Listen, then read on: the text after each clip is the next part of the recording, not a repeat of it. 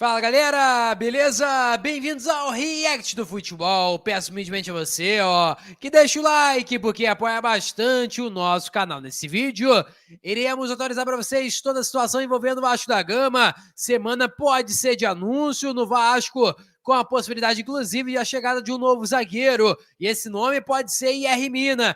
Tudo isso e muito mais você irá acompanhar aqui em nosso canal, além, é claro, da repercussão de Vasco da Gama 0, Atlético Mineiro 2 na Arena MRV. Tudo isso e muito mais você irá acompanhar aqui em nosso canal, mas deixa o like, é muito importante. Acione o sino da notificação para não perder nenhum conteúdo, com certeza você vai ficar muito ligado no React do Futebol. E, cara, primeira informação é relacionada à situação envolvendo IR Mina, a possibilidade de IR Mina assinar com algum clube brasileiro, e esse clube, inclusive, pode ser o Vasco. Jorge Nicola atualizou sobre toda a situação. Vou colocar agora para vocês conseguirem acompanhar. Mas, né, cara, isso aí com certeza gera uma expectativa enorme por parte da torcida do Vasco. Vamos acompanhar nesse momento, tá aí na tela para vocês. Vamos ouvir agora o que o Nicola falou. Falar agora sobre IR Mina e a possibilidade de o zagueiro colombiano atuar no futebol brasileiro. Livre no mercado desde 30 de junho, quando seu contrato não foi renovado com o Cagliari, ele passou a ser especulado por vários clubes por aqui.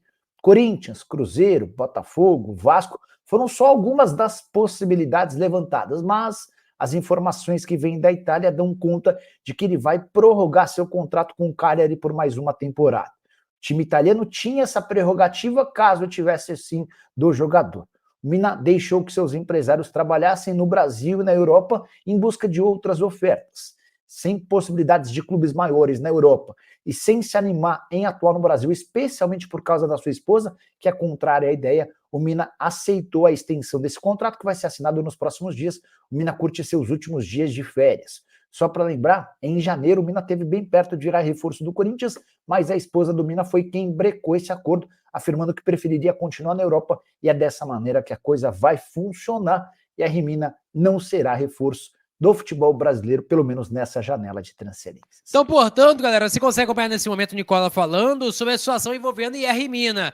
Agora, é uma situação que pode acontecer tudo, né? Aquela situação que a gente não tem como afirmar, vai jogar no Brasil ou não vai. Pode ser assunto encerrado nesse momento, mas até o final da janela eu não descarto absolutamente nada. O Vasco está de olho realmente em um jogador para a zaga. Ele é um cara que atuou na Copa América, então é um cara bastante notoriedade, idade muito boa, e com certeza ele e o João Vitor poderia formar uma baita dupla de zaga para o Vasco da Gama. Lembrando, jogador colombiano, jogador que passou pela equipe do Palmeiras, também passagem pelo Barcelona, está atualmente no Cagliari da Itália, perdão.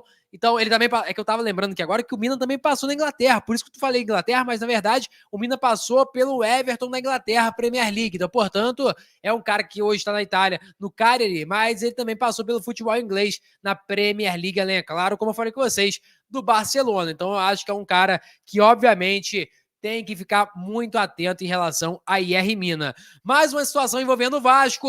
O Na Torcida Vascaína nos passou a informação aqui agora, eu vou estar passando para vocês, informação assim, exclusivo Na Torcida Vascaínos. Apuramos com fontes próximas ao clube que há cerca de 10 empresas interessadas em patrocinar o Vasco como fornecedora de material esportivo. Lembrando que hoje o Vasco da Gama tem a capa, só que pagando um valor que não condiz com o tamanho do Vasco da Gama. E aí eles falaram assim, além de Nike, Puma, Mizuno, Kappa, New Balance, Legeia, a Penalty é mais uma que quer confeccionar os uniformes do Gigante da Colina. Eu queria saber de vocês, Nike, Puma, a New Balance também é uma boa, e agora a Penalty sendo veiculada nesse nome aí, desses nomes aí, para poder patrocinar o Vasco da Gama, ser um parceiro do Vasco da Gama. Cara, mas se fosse para escolher um, obviamente que eu escolheria a Nike. É uma marca que é conhecida, que com certeza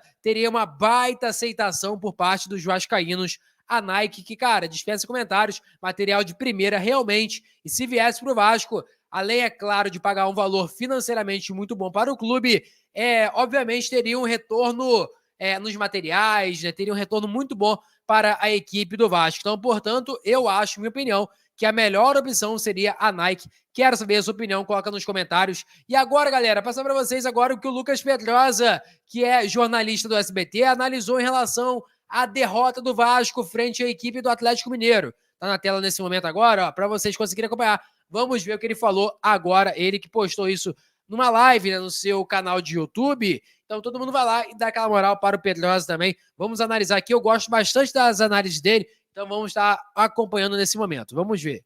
Em superior ao Vasco, tecnicamente. A verdade é essa. O elenco do Galo é um elenco montado para disputar o título. O elenco do Galo é um elenco montado para disputar a Copa do Brasil, para disputar a Libertadores, que tem um time com Scarpa, Paulinho, Bernard, Hulk, Otávio. Arana não jogou hoje, mas é um jogador que é titular desse time do Atlético.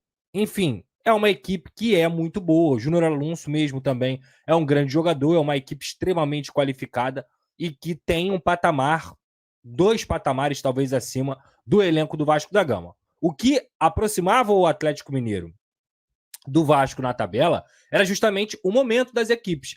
Ninguém acreditava que o Vasco teria conseguido 4 vitórias seguidas e somado os pontos que conseguiu, e ainda bem que conseguiu, isso aí tudo é mérito, a gente não vai tirar em nenhum momento o mérito do Vasco ter conseguido isso, mas também ninguém imaginava um Atlético oscilando tanto assim. O Atlético faz um campeonato brasileiro ruim, bem abaixo do esperado para os parâmetros da forma como foi montado o seu elenco.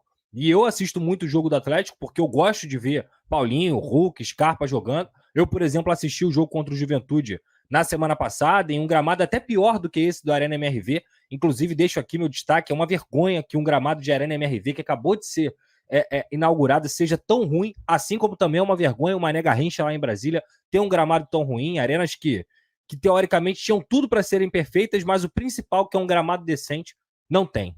Então, o Galo sofreu muito contra o Juventude justamente porque fez um bom primeiro tempo, mesmo com um gramado muito ruim, e no segundo tempo o Juventude acabou sendo um pouco mais, teve mais ímpeto e conseguiu empatar a partida. Já o Vasco vinha fazendo grandes partidas sem e com a bola, partidas até dominantes, por exemplo, contra o Fortaleza foi assim, mas em outras, sabendo sofrer e conseguindo sair rápido no contra-ataque, e nada disso foi visto hoje, principalmente no primeiro tempo. Por quê, Pedrosa? Cara, o Vasco até começou com a marcação encaixada nos 10 primeiros minutos assim, conseguiu competir por cada bola, tava com 2 linhas ali compactas, o Verratti sendo o único cara sem estar compondo uma linha, mas também fazendo o balanço direitinho, sabendo pressionar a bola. O Vasco, por exemplo, no primeiro tempo teve 16 desarmes, o que mostra que essa equipe de fato competiu. O grande problema do Vasco no primeiro tempo é que o Vasco não conseguia ficar com a bola. O Vasco não conseguiu acertar praticamente nenhuma transição. Nem pelos seus volantes, muito menos pelo seu meio-campo. E aí eu acho que o ponto principal, David e Adson apresentaram um futebol muito abaixo do esperado no primeiro tempo e o Vasco simplesmente não conseguia fazer aquela saída de bola pelas pontas para liberar Paulo Henrique, para liberar Lucas Piton, para que o Adson e o David possam também conversar dentro de campo. O Verratti também hoje não conseguiu aparecer tanto nessa área, mas eu acho que de forma geral o time do Vasco fez um jogo terrível com a bola. Nenhuma transição era segurada, o Vasco ele se livrava da bola muito rapidamente, ele não conseguia acertar os passes, estava ansioso na partida. Então, como é que se desenhou o jogo depois dos 10 primeiros minutos? Intensidade, ataque, inversão de jogo pelo Galo, um jogo equilibrado tanto pelo meio quanto pelas pontas, ora na direita com o Gustavo Scarpa, ora na esquerda com o Paulinho, um Bernard flutuando pelo meio, o Hulk, é um dos principais jogadores do futebol brasileiro desde que ele voltou, se não for o principal, assim, um top 3, digamos assim.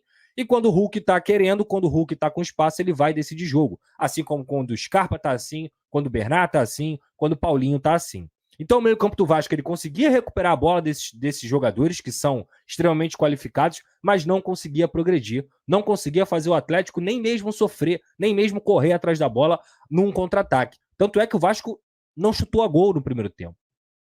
Existe uma métrica hoje no futebol que é muito utilizada, que se chama a expectativa de gols, que é o XG. O Vasco teve uma expectativa de gols de 0.0, porque o Vasco não chutou. Não chutou nem para fora do gol, nem no gol, e praticamente não conseguiu passar da intermediária do Atlético Mineiro. Isso que eu digo é o jogo com bola. O jogo com bola hoje condicionou um resultado muito negativo para o Vasco hoje. Porque quando você joga, cara, contra equipes que tem Paulinho, Hulk, os jogadores que eu já citei aqui, Em algum momento da partida, se esse time está te pressionando 20, 30 minutos, além de você, na sua zaga, por mais que você tenha um sistema organizado, você tem individualidades que são individualidades baixas, digamos assim. O Maicon e o Léo vêm fazendo grandes partidas nos últimos 2 jogos, mas são jogadores que tecnicamente estão abaixo, que não são do nível suficiente para enfrentar Hulk, Paulinho e tudo mais que eu falei. Em algum momento, esses caras martelando 20, 30 minutos, eles vão conseguir achar o gol. Como ele...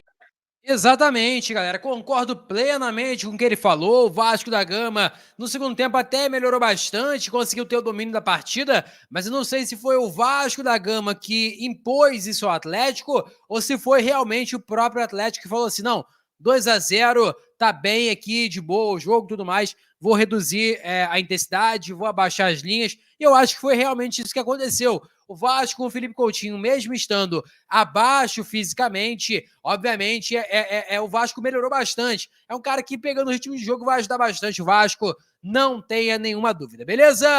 Vou ficando por aqui, galera. Deixa o like, é muito importante. Compartilhe o vídeo para gerar a nossa meta. É alcançar o mais rápido possível 40 mil. Falta muito pouco, eu conto muito com a sua ajuda. Valeu, tamo junto e é nóis. Fui!